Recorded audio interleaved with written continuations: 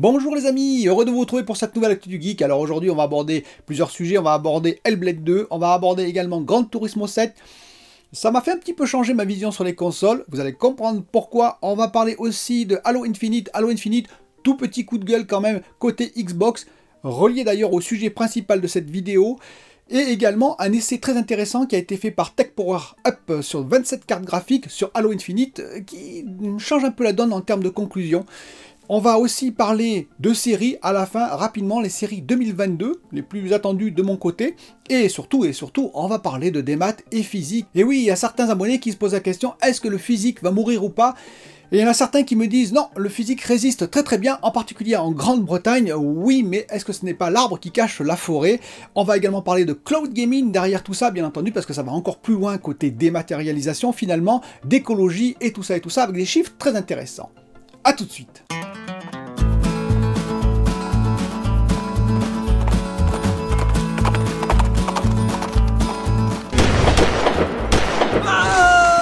Alors on va rapidement parler de Hellblade 2, qui est un peu remis en question côté gameplay, le gameplay qu'on a vu durant le Game Awards. Certains disent que ce n'est pas le gameplay, c'est une séquence qui a été créée de toutes pièces, mais ce n'est pas le gameplay. Eh bien Ninja Theory a précisé que si, il y avait quelqu'un derrière la manette, alors attention, bien entendu, Hellblade 2, ça se joue de façon assez particulière, ça peut être en partie scripté bien entendu. Mais je vous rappellerai quand même qu'en 2018, il y avait eu une présentation de The Last of Us 2, et qu'un certain David Anfossi, directeur, designer à Eidos Montréal, avait dit, ben non, ce qu'on voit, ce n'est pas vrai. Ce n'est pas une séquence de gameplay, mais c'est une séquence qui a été créée de toutes pièces. Et il avait tort. Donc il faut se méfier quand même des conclusions hâtives et rapides. On verra le jeu Hellblade 2 lorsqu'il sortira et on pourra juger de ce qui est gameplay, scripté et cinématique. Il y a également le projet acoustique qui a été intégré à l'intérieur. Je vous rappelle que Project Acoustic, c'est le hardware de la Xbox Series X qui va permettre de faire du 3D également, un petit peu comme le Tempest côté PS5, et donc ça a été incorporé dans ce jeu, et c'est très intéressant. Je vous ai dit, le sound design m'a impressionné déjà dans la présentation Game Awards, et j'en espère beaucoup pour Hellblade 2, bah écoutez, on verra quand le jeu sortira. Gran Turismo 7 arrive bientôt, et les développeurs de jeux sont très contents de leur jeu, ce qui est normal, encore heureux, et ils sont revenus sur les spécifications de leur jeu, les spécificités qui vont arriver, comme bien entendu l'haptique, l'utilisation bien entendu de la DualSense, les gâchettes adaptatives, et également bien entendu le HDR 4K 60 FPS, le Tempest et j'en passe. Donc c'est très très bien. Par contre, il y a un petit détail quand même qu'il faut noter, qui était déjà le cas sur Forza Horizon 5, c'est qu'il n'y aura pas de ray tracing en jeu. C'est-à-dire qu'effectivement, nos consoles, visiblement, ont du mal à faire en 4K 60 FPS du ray tracing. Alors on le savait bien entendu avec d'autres jeux, mais là, comme c'est des jeux développés maison par les studios internes, on pouvait se dire, ils vont finaliser au maximum, ils vont essayer de pousser au maximum les machines. Et bien pour le moment, je dis bien pour le moment en tout cas, difficile de faire du 60 FPS 4K ray tracing avec le niveau de qualité de ces jeux, c'est-à-dire Forza Horizon 5 et Gran Turismo 7, et bien apparemment pour l'instant ça coince. On verra dans l'avenir si effectivement ils arrivent à passer cette barrière, mais je pense quand même que ça va être très très difficile pour cette génération de consoles de faire du 4K 60 FPS ray tracing. Alors Halo Infinite, avant de parler de mon petit coup de gueule qui sera dans le sujet principal, il faut savoir que sur la Xbox Series X, le jeu marche très bien. Par contre, j'ai pas mal d'abonnés qui m'ont reporté, en particulier sur la Xbox Series S, qui avait pas mal de bugs, et donc ils préfèrent attendre le patch pour pouvoir y jouer. Donc il y a quand même des bugs sur ce jeu, côté PC et Xbox Series S. Bon, c'est un peu dommage quand même. Côté Xbox Series X, ça marche très bien, moi j'ai pas eu de bugs, mais voilà, je tenais quand même à le signaler, tout n'est pas parfait dans le monde de Halo Infinite. Par contre, il y a eu un essai de fait par Tech Power Up, le site Tech Power Up, ils ont fait un essai avec 27 cartes graphiques. Et qu'est-ce qui est intéressant? Alors si, en milieu de gamme, on peut dire que la hiérarchie versus le prix d'origine, je précise bien entendu, des cartes graphiques est à peu près respecté, c'est-à-dire que vous regardez par exemple ma RTX 3060 Ti versus la RX 6700 XT et RX 6600 XT qui est en dessous. L'une, la RX 6600 XT, était à 399 €, normalement bien entendu, la RTX 3060 Ti à 419 € et la RX 6700 XT à 479 €. Et bien quand on regarde les FPS en 1440p, c'est à peu près respecté, c'est-à-dire qu'on a 53 FPS pour la RX 6600 XT, on a 58 FPS pour la RTX 3060 Ti, ma carte, et on a 69 FPS quand même pour la RX 6700 XT. Alors je précise, c'est sans ray tracing, c'est-à-dire c'est tout au maximum, mais sans ray tracing, c'est quand même important de le préciser. Là où la donne change, c'est dans les cartes haut de gamme. La RX 6800 XT surpasse la RTX 3090 et RTX 3080 Ti de façon assez grande quand même, surtout en 1440p.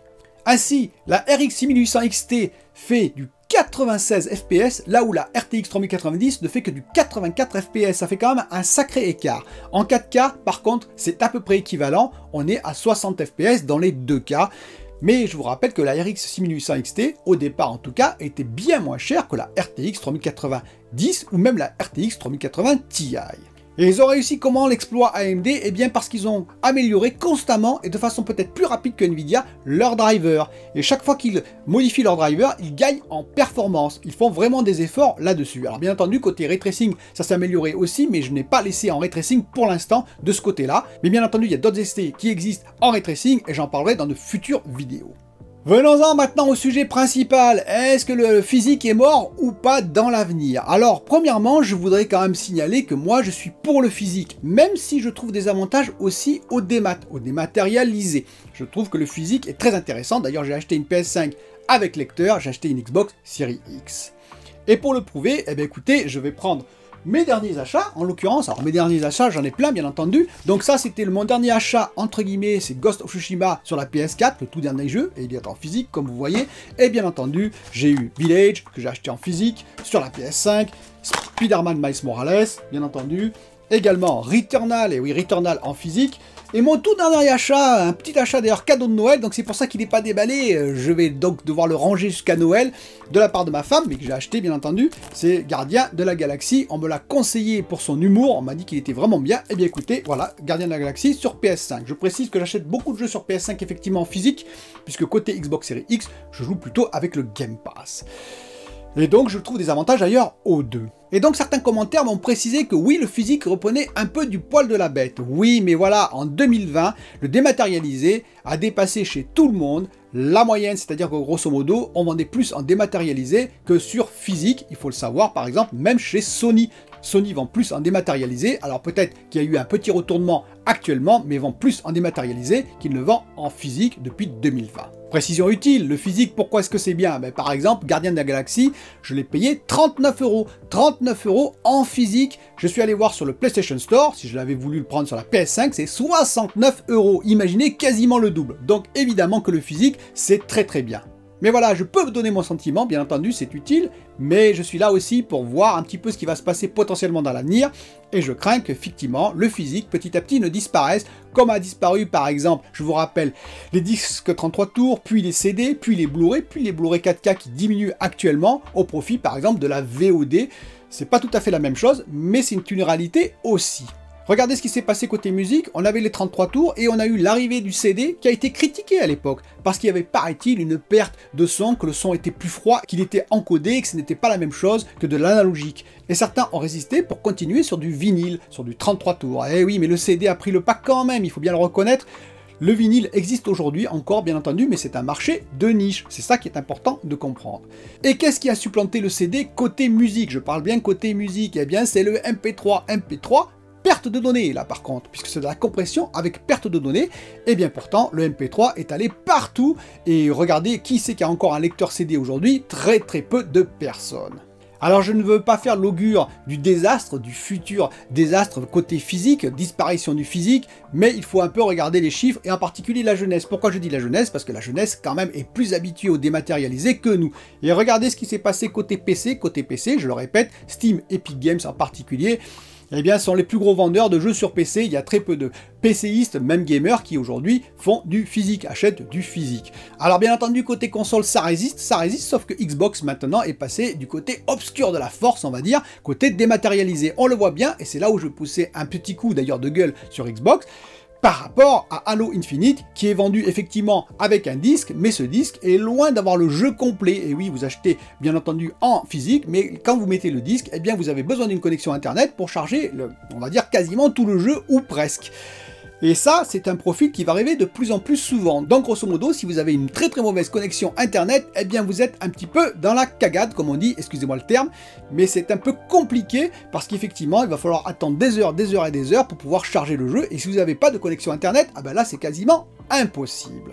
Donc on voit bien quand même la direction que prend Xbox, c'est-à-dire Xbox effectivement milite quand même pour le dématérialiser, même si les propos de Phil Spencer sont de dire on veut de la diversité, oui mais le physique quand même pas trop. Et donc c'est un choix qui se dessine, qui sait qui va résister encore pour l'instant, bien entendu c'est Sony principalement et Nintendo.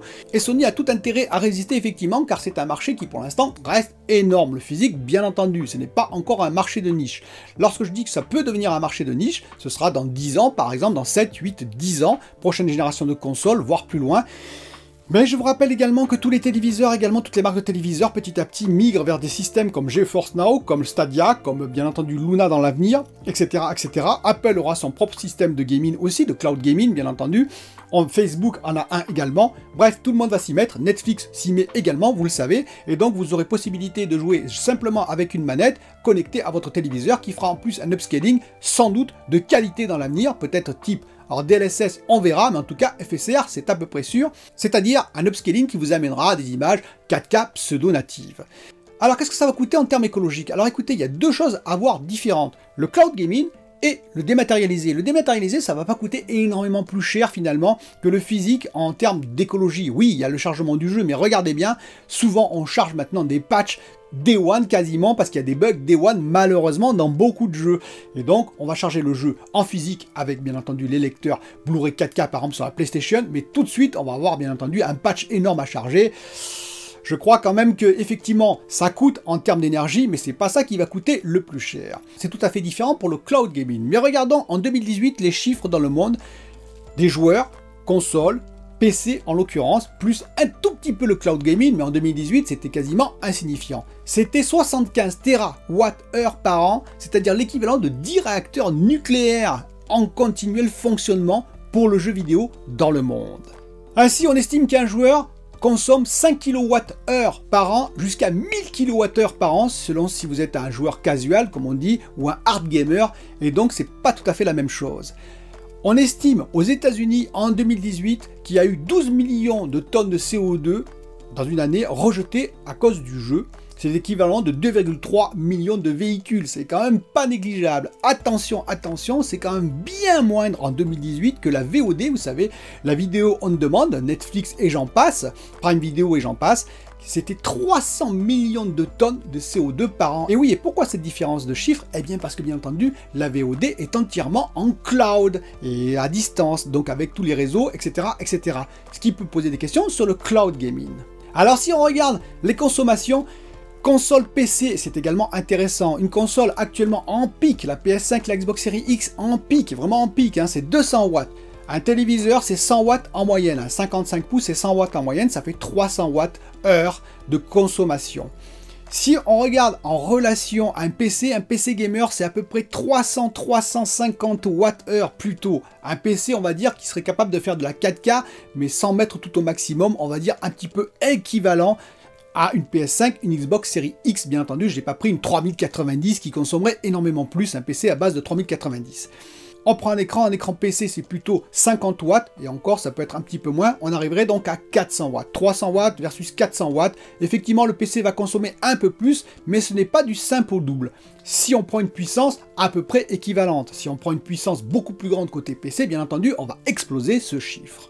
Et c'est là où les études deviennent intéressantes, côté écologie, c'est-à-dire que grosso modo, il y a plusieurs études qui montrent que si vous voulez une grosse config personnelle chez vous, RTX 3080 Ti par exemple, ou pourquoi pas une RX 6800 ou 6900 XT qui consomme moins que côté Nvidia, mais quand même, avec évidemment un CPU qui soit au niveau de cette carte graphique, avec par exemple 32 Go octets de mémoire, et tout ce qu'il faut avec, la carte mère, etc., etc., bien entendu le refroidissement, eh bien, il vaut mieux jouer en cloud gaming.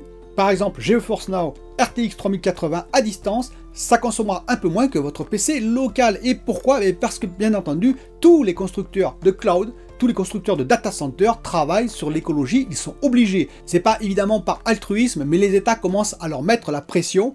et puis même l'ensemble de la population commence à mettre la pression sur le jeu vidéo, sur les cloud VOD, cloud gaming, pour que l'impact écologique soit le moindre possible. Et donc ils travaillent là-dessus, ce qui fait qu'en regroupant dans un data center bien étudié, avec bien entendu de la gestion d'énergie, de l'énergie dite propre à l'extérieur, la ventilation nécessaire de façon à pouvoir refroidir l'ensemble de façon plus harmonieuse et plus écologique entre guillemets, parce que ça coûte toujours, il ne faut pas rêver, eh bien vous allez consommer un petit peu moins si vous utilisez à distance, malgré le transport des données, vous allez consommer un petit peu moins, apparemment, je dis bien apparemment, si vous utilisez un service comme ça que si vous avez un PC haut de gamme, gamer chez vous.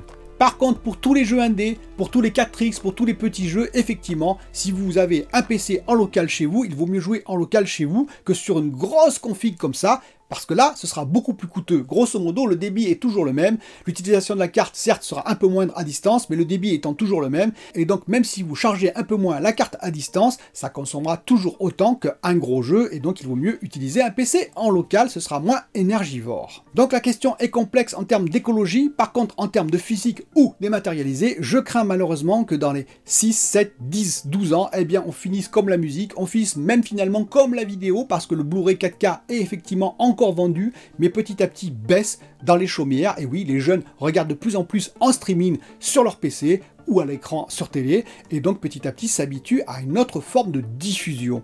Et ce sera la même chose pour le jeu vidéo. Dites-moi en commentaire ce que vous en pensez. Mais moi je vous répète, effectivement il y a des sursauts actuellement, et je vous répète que le physique est très intéressant. La preuve, le prix que j'ai payé le dernier jeu.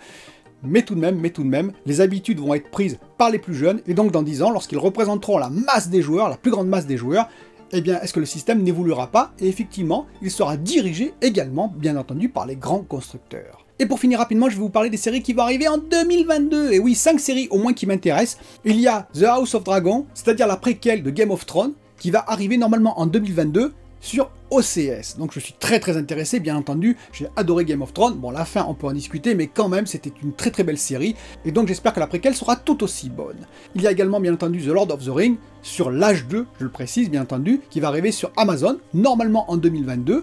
Et là, j'entends beaucoup de cette série également.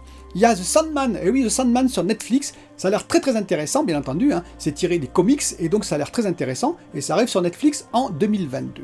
Il y a Obi-Wan Kenobi sur Disney+, j'ai adoré le Mandalorian, et j'ai adoré Loki aussi, c'est autre chose, et donc j'espère beaucoup dans cette série Obi-Wan Kenobi 2022 également. Et il y a aussi, bien entendu, The Last of Us, qui va arriver, The Last of Us, tiré du jeu. Alors attention, ça sortirait sur HBO Max, c'est-à-dire que HBO, fin 2022, ils vont arrêter avec OCS, leur partenariat avec OCS, et ils créeraient leur propre chaîne VOD, une de plus encore, où il faudrait payer encore. Donc ça devient un peu difficile, mais en tout cas, voilà, The Last of Us 2022 sur HBO Max normalement. Je vous dis à très bientôt pour une nouvelle vidéo.